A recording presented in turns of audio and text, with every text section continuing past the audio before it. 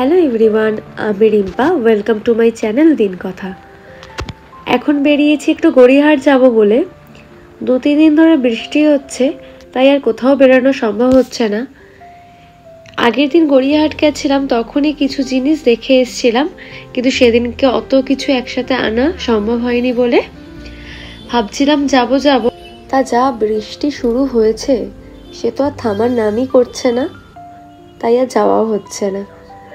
তা আকাশটা আজকে একটু ধরেছে দেখলাম, সকাল থেকে বৃষ্টি হয়নি, তাই ভাবলাম যে একটু গড়িয়াহাটে আসা যাক।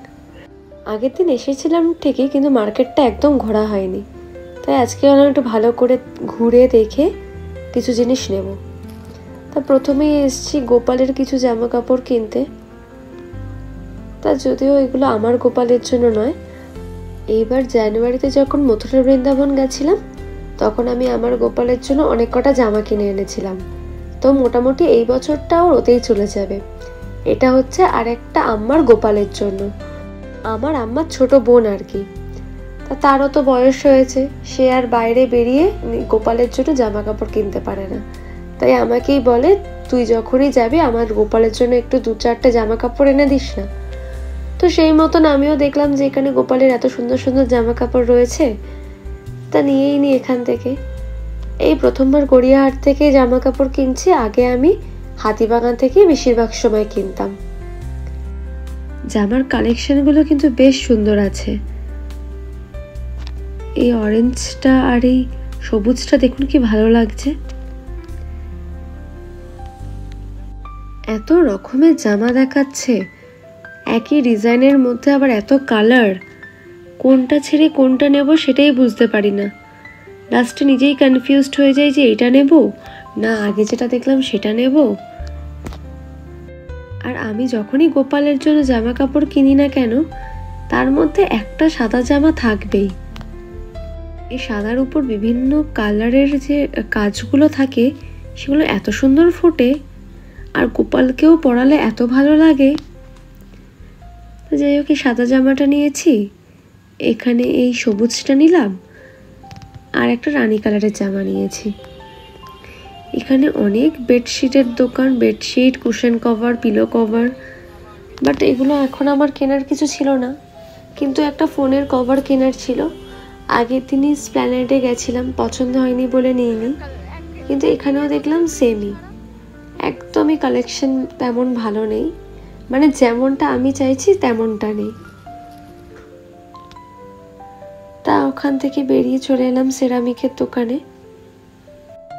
এই কাঁচের কন্টেনারগুলো দেখুন কি সুন্দর, এগুলো এয়ারটাইট আছে, কিন্তু বড্ড ছোট, মশলাপাতি বেশি ধরবে না।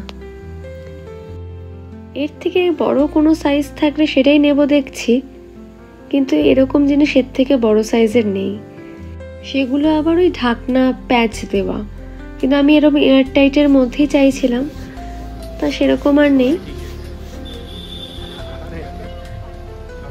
দেখুন সকাল থেকে পরিষ্কার, আবার মেঘ করে এসছে।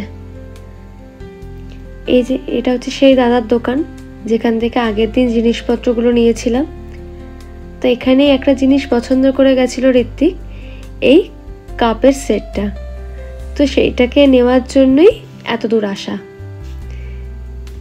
এই দেখুন সেম কন্টেনার পেয়েছে যেটা আগের দিনই কিনেছি, দেখালাম আপনাদের, কিন্তু কি দাম বলছে এখানে, 150 টাকা, আর আমি কোথায় 300 টাকায় 6টা পিস কিনেছি, এখানে সিঙ্গেল পিসই 150 টাকা বলছে।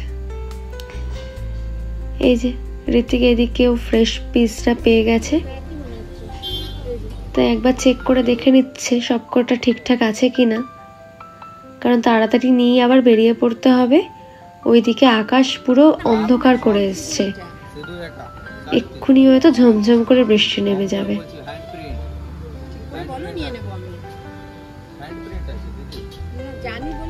চল এবার নিয়ে নি জিনিসটাকে।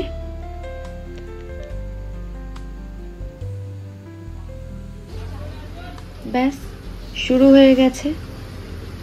আমরা বেরোবো আর বৃষ্টি হবে না, তা আবার হয় নাকি?